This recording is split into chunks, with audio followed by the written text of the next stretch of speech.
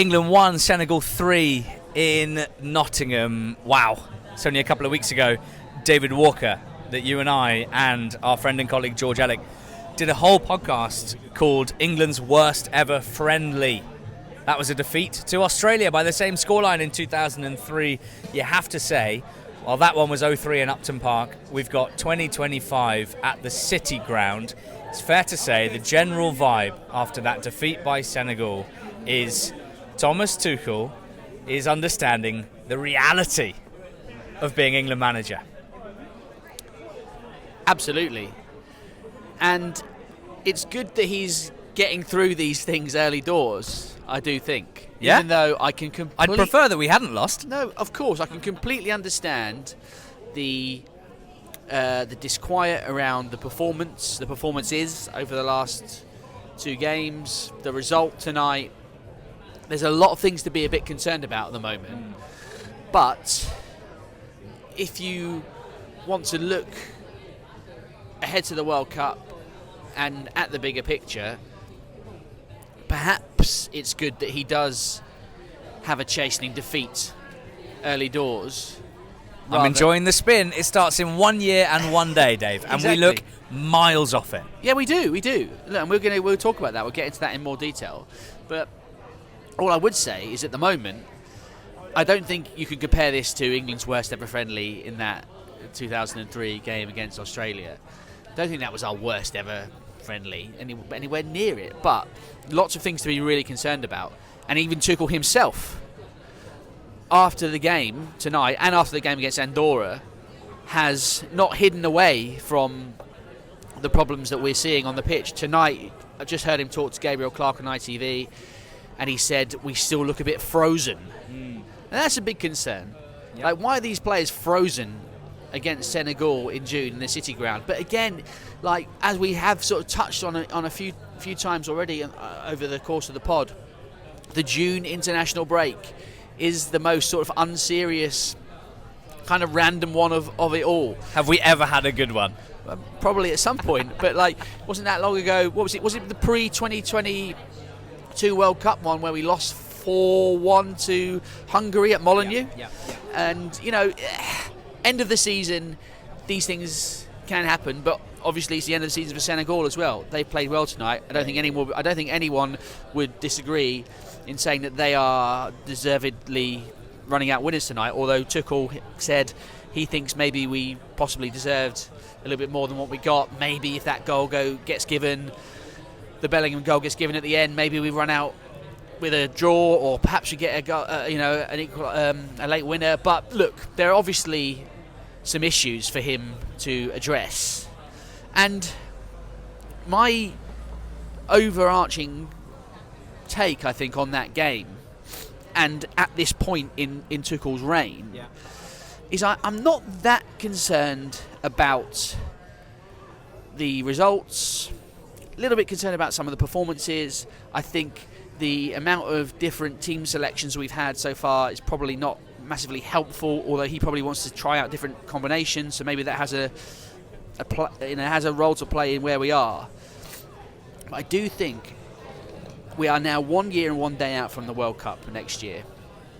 And I think with us being in this moment that we are now, it does make me think, why didn't Tuchel and the FA, if it was possible, get him in earlier so he could have had just that 1, 2, 3 or 4 more games during that Nations League campaign last autumn, so he could get this out of his system earlier.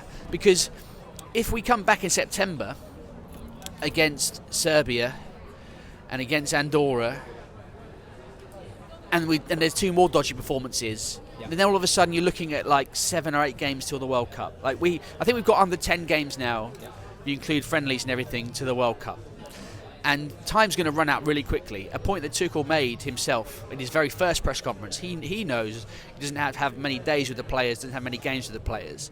And you burn through all these games, and hopefully he's going to learn stuff, and hopefully we're going to improve going forward. But the margin for error is so slim. Right, so there is no real need for us to win every single game until the World Cup in order to be ready for the World Cup. I think we all have made that point fairly clear. There are also almost no positives to tonight's performance and result.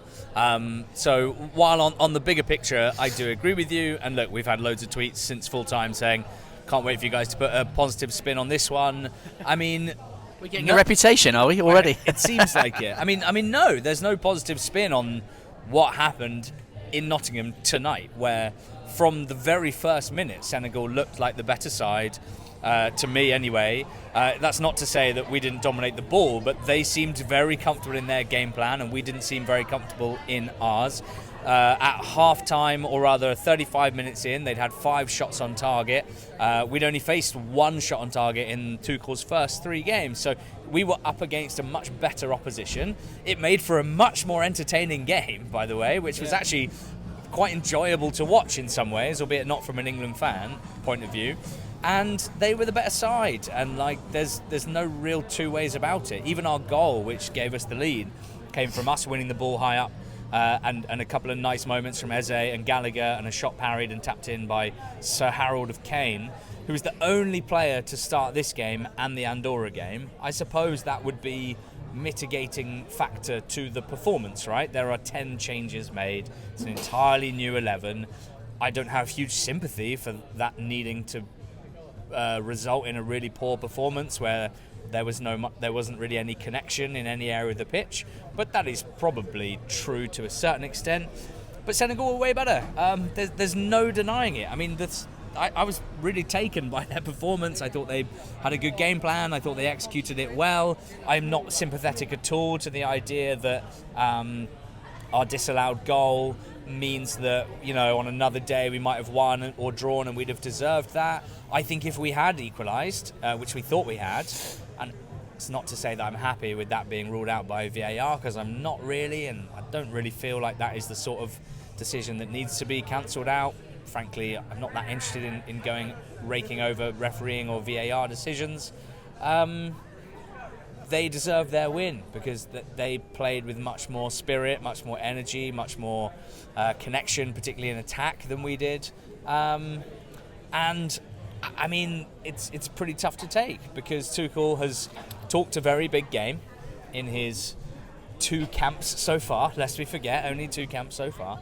And he's been very punchy about changing the energy, warming us up, giving us more freedom, giving us more tactical flexibility, improving some of the aspects of the Southgate era while maintaining some of the good stuff. And we were always worried that it wasn't a given, that the good stuff from the Southgate era was going to be maintained while you add on good stuff on top. And so far that seems to be the case. I mean, I thought the team were poor. I thought Henderson in goal, who came in, obviously made some quite good saves before they went ahead. Couldn't do much about any of the goals. I thought that Walker had a really poor game at right back. I thought his selection made sense from a tactical point of view because Senegal have a lot of very quick, wide players in particular, and I thought that Walker, rather than Trent Alexander-Arnold, would help us counteract that. Instead, Walker was beaten to the ball for Sarr's equaliser to make it 1-1, kind of on his heels, and if Walker is not imposing himself physically and with speed as a defender, he really isn't adding very much to this England team. So it'll be interesting to see how strongly Tuchel reacts to that individual performance. And in the second half, where you thought, well, maybe we'll get our act together and come on strong, we didn't really, and they went on and won the game. So you've given big picture thoughts, and I think it's important to retain a big picture view, which I agree with broadly, but tonight was just clearly not what we want to see from an England team, June or otherwise. No, and I think a particularly concerning aspect of the performance and the result tonight is that before this game, when Tuchel was questioned about the Andorra performance in his pre-match press conference, he said,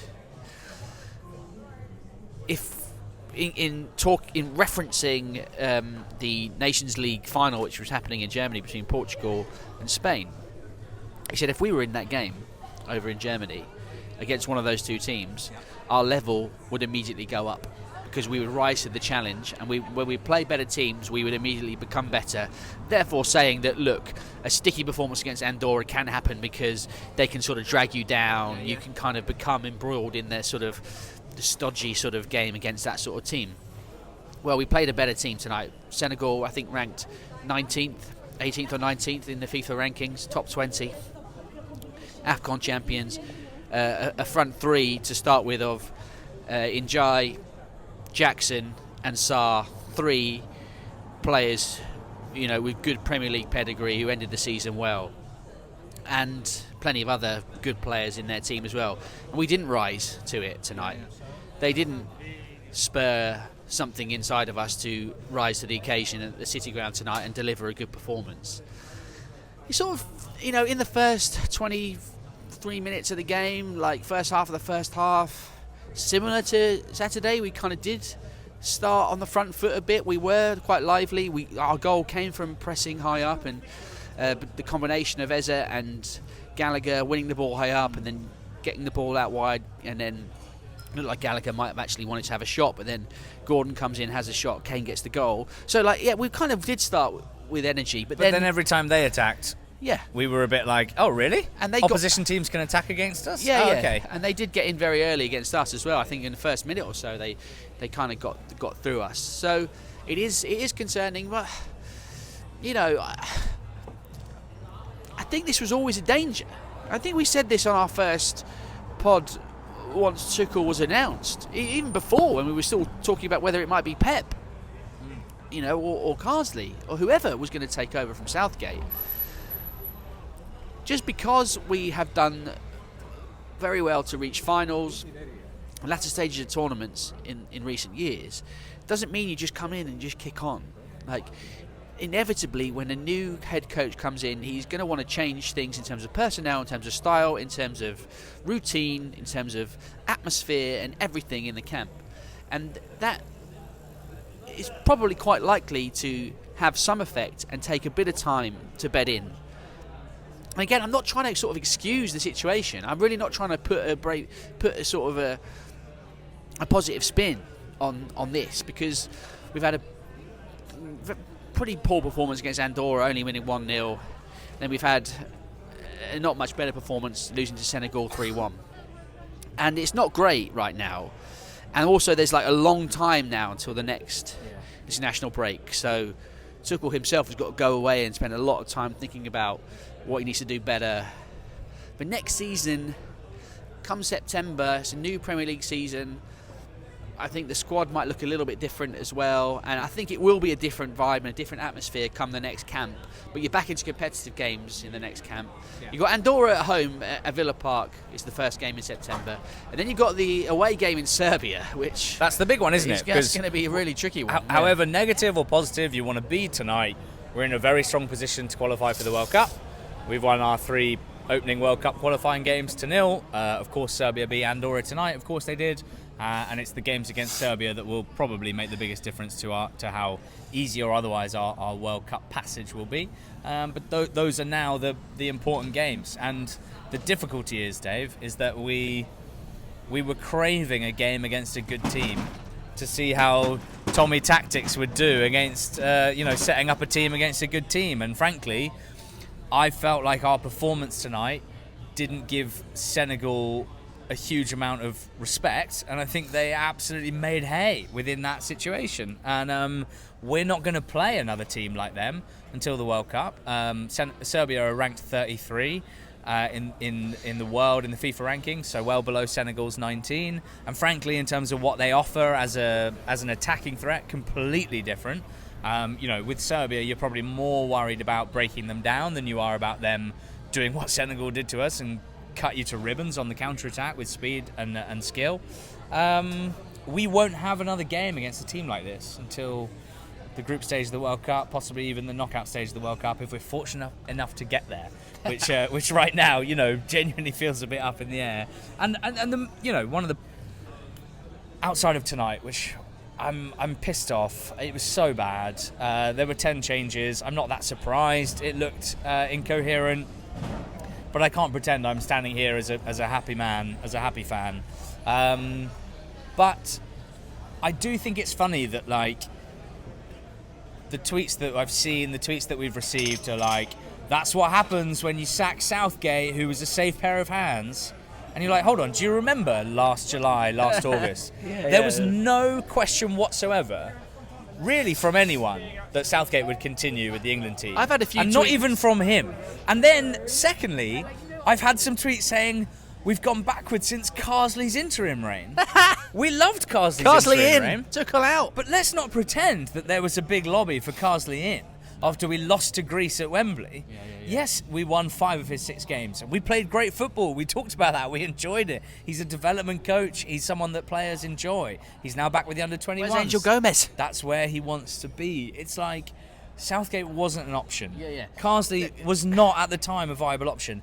And like Eddie Howe wasn't an option. So let's not chuck Tuchel under the bus now. Like, what's the point of doing that now? Of course, it's interesting, isn't it? It's always possibly going to be the way with people harking back to Southgate already, but it's irrelevant. It doesn't matter. Tuchel's here now. And look, I think he's alive to the situation. I think he knows. I'd be more concerned if he came out and said, I thought we played really well. I mean, he did say tonight that he thinks we deserved the point, not a point, but the draw. I keep saying that, but, the draw. And, I don't know. Like, look at those 3 goals. The first goal, as you say, Kyle Walker gets done for pace, on his heels a bit. Sarr's outpaced him. Sarr's really quick. Walker isn't probably as quick as he was in his absolute prime, but still, maybe he should do better. Second goal, bit of a mix-up between Lewis Skelly and Colwill and Gibbs White, and all sort of not maybe quite in the right sort of structural defensive position. All 3 goals just balls clipped in behind, Dave. Pretty simple stuff. The third goal, the mistake is, I don't know, was it Jones who lost the ball?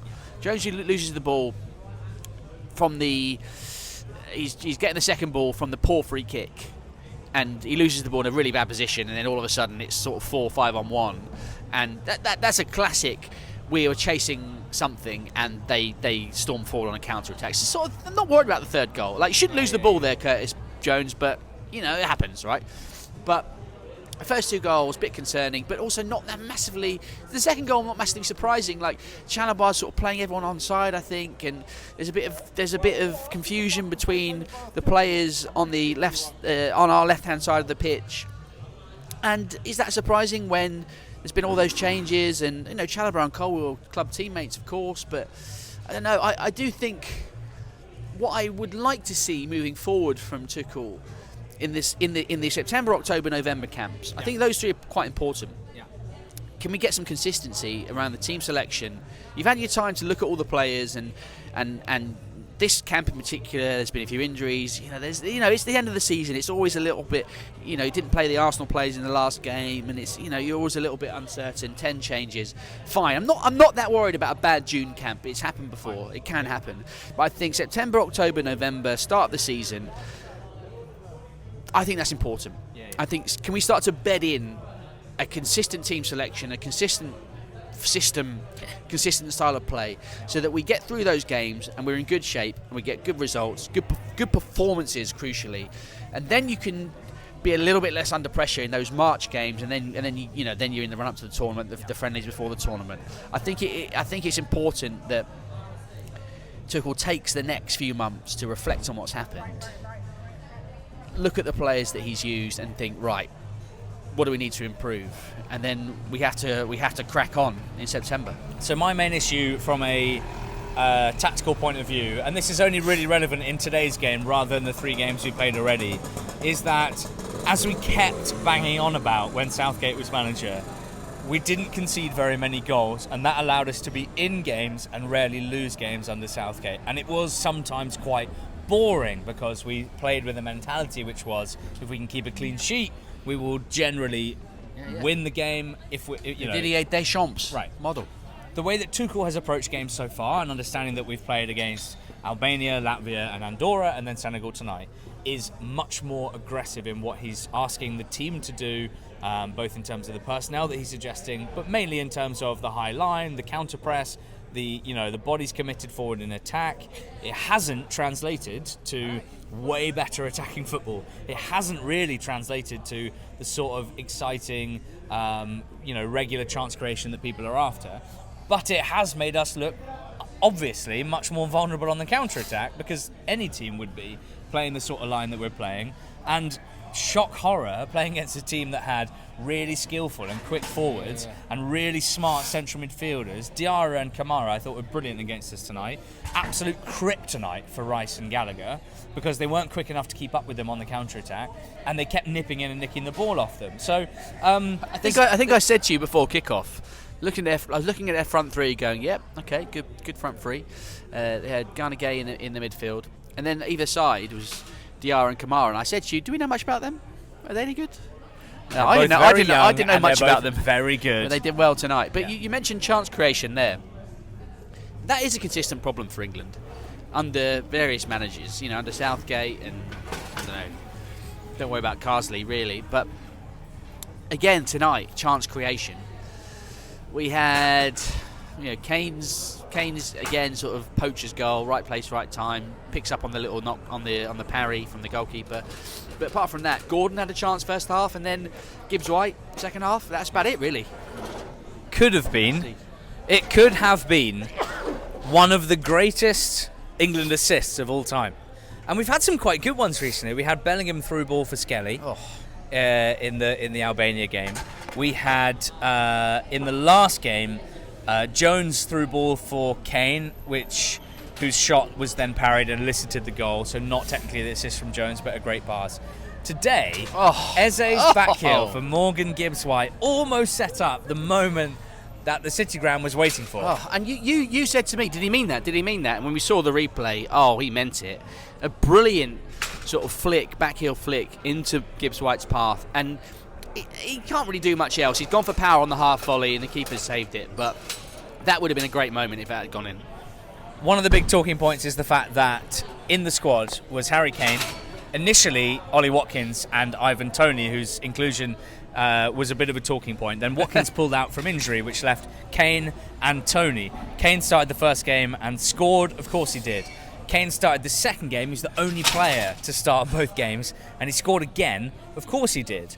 And he only came off in the 87th minute. And there are a lot of people wondering, why bother calling up Ivan Toney if he's only going to get 5 minutes? I mean, the preview pod that we did about Toney was surely the main benefit, if you're worried about a player that's played in the Saudi Pro League, which is of a much lower level to Premier League football or anything similar, surely the main benefit is seeing him not just in the matches, but in training as well, and seeing what his physical level is, and seeing to what extent someone playing in a way worse league slips a little bit in terms of their standards. And I wonder if the fact that Toney only came on in the 87th minute of this game is either a reflection of Toney doesn't look that sharp and that up for it, for the reasons we've discussed, or, and this might be more how Tuchel explained it in the post-match, Toney is only in the squad to play a very, very specific role, which is like end of the game battering ram when we're chucking balls into the box. And in our normal play, in Tuchel's main vision of how England play, a player like Toney is not what he wants. He wants more fluidity in the attack. Well, that's kind of what he said at the end of the game. Gabriel Clark asked him, why did you only bring him on with 3 minutes to go? And he said, well, first of all, it wasn't only 3 minutes to go. You can argue the toss about that, whatever it was, but this is Tuchel all over, and I've said a million times, I love it when he's on good form in the press. I find him really fun and engaging to watch, but there is absolutely no argument that he does not like it when things don't go his way. And unfortunately, in the job that he's in, the impossible job, the highly pressurised job, with questions that are completely fair, you cannot be chippy, you can't be snarky if we're losing to Senegal. Well, he did say that we had him ready to bring on from like 80 odd minutes, and then we scored with that equaliser, and then the VAR delay got disallowed, and that basically meant that he came on, later than we wanted him to, and then they had the 5 minutes injury time. So maybe it all sort of works out. But he did say he's the strongest player we have when you're putting a lot of balls into the box. And that's why he was on in that period. But before that, why didn't he come on earlier? The answer to that question was Tuchel was happy with the fluid situation that we had with Rodgers, with Eze, or Ebbs as he called him. Lovely. And Gibbs-White, Bellingham in that and we did create situation. A couple of chances with that group. I mean, fair enough. Toney didn't really have many involvements when he was on the pitch. I think he fouled someone. I think he controlled it once and laid it off, and I think he had a cross at the back to the back post, which he got his head on, and it looked like maybe he could get a header on target, but he completely miscued it. Dave, he headed it backwards. Let's be honest. He didn't do it well. He had an opening on his head, which is his whole thing, and he headed it backwards. I'm not trying to defend him and say I'm the biggest Ivan Toney fan all of a sudden and defending the Saudi Pro League, but you can't really judge him on like 3 involvements in a 6-7 minute cameo at the end of that game. What is more telling is that he wasn't involved for more of those minutes across 180 plus minutes worth of football in 2 games. Has Tuchel looked at him, as I suggested he might do when he was first included in the squad? Has he looked at him in training and thought, sorry mate, not for me? Yeah. I think that's more likely. I completely agree.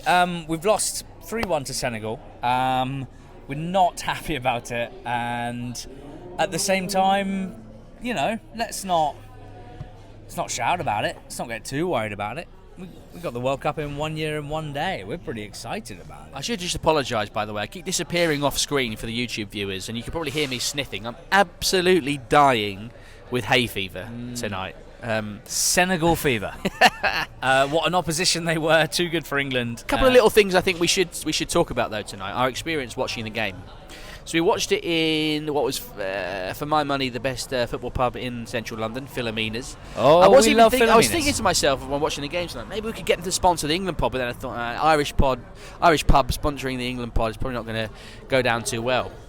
And to that point, England weren't on the big screen in Lionesses. Northern Ireland against Iceland was on the big screen, and a very raucous bunch of Northern Ireland fans were watching that game. Green and White Army had a hell of a time. We were relegated to the one of the smaller screens. You seem to know quite a lot of the Northern Ireland songs, though, didn't you? Yeah, 2016, I found myself out in France at the Euros.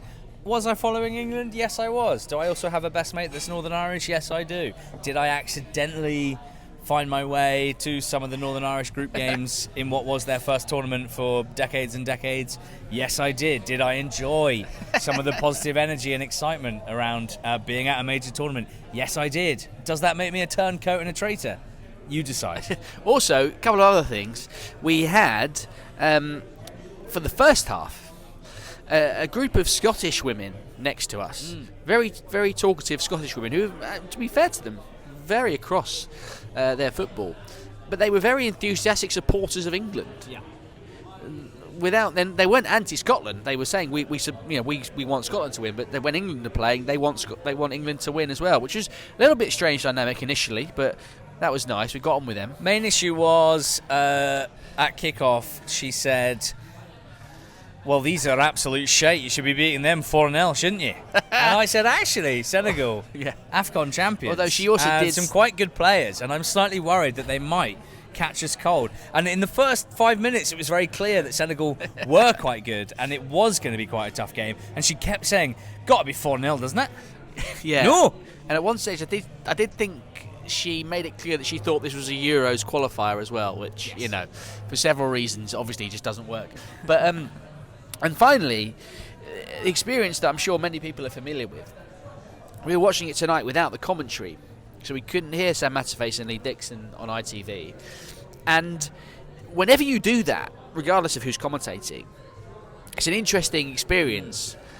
Your experience of watching the game changes slightly. You sort of draw your own narrative a little bit because you can't hear exactly what they're talking about. But what you can do, what you do notice, is when the directors focus on individual players at key moments. Now, in that period after the first Senegal goal, the equaliser, and then Kyle Walker's booking shortly after, there was a lot of close-up shots of Kyle Walker where they must have been talking about him and his situation and his, the fact that he is where he is in his career. Later in towards the second half, when all those subs were coming on, there were quite a few shots of Ivan Toney on the bench, sort of probably talking about why isn't he coming on and that sort of thing. Quite a few shots of Bellingham getting quite annoyed actually as well. Bellingham's very good for a close-up at any Remember, point. Dave, that the TV director who's directing those shots doesn't always know what they're talking about from a footballing point of view either. Yeah. They sometimes do, but they don't always. Yeah, I mean, the big question is that Kyle Walker's last ever game in an England shirt? No. I mean, Tuchel can't be happy with his performance. And as I said earlier, if he's not... if he's not bringing the security blanket Recovery pace of being one of the quickest and strongest defenders in the world, what is he bringing into the England team? That's my big question. We've lost 3-1 to Senegal. Nearly scored an own goal second half as well. We're not happy about it, but we're looking forward to the September internationals. We're not stopping. Why would we stop? The under-21s Euro starts in 2 days' time. We got an interview with their head coach, Lee Carsley. Remember him from Lovely man. A 6-game interim spell as a senior manager? Yes, you do. We played some seriously good stuff. Last Euros, the under-21s won without conceding a goal, and they're heading out to Slovakia this week to try and win it again. We've spoken to Lee about exactly that. The under-19s are at the Euros as well over the next few weeks, and we'll have some content on the feed about them. The Lionesses are at the Euros in July. We can forget about Thomas Tuchel's England for a couple of weeks, and I think that might do us all some good. Do you reckon the Daily Mail or another such paper will publish photos of Thomas Tuchel holidaying this summer? Oh, I hope so. I'd love to know where he's gone. Yeah. I think there's a chance we see Thomas Tuchel diving off a yacht somewhere in the south of France. Or Would be nice. Yeah. I'm going to Italy. Maybe I'll see him there. Thank you for listening to the England pod. We're all England all the time. Sometimes it's good times. Sometimes it's bad times. If you did see Thomas Tuchel, you bumped into him in the quiet, sleepy hills of rural Italy, what would you say to him? You've got one question. You don't know how long he's going to be with you. You've got one chance to engage with him. Gosh. What are you saying? I'd say, Thomas, could you explain to me in 3 minutes while I record this on the voice recording app on my phone what exactly you think is going to happen in the next 12 months? Because frankly, some people are wobbling. That's what I'd ask. Cheers. Go well.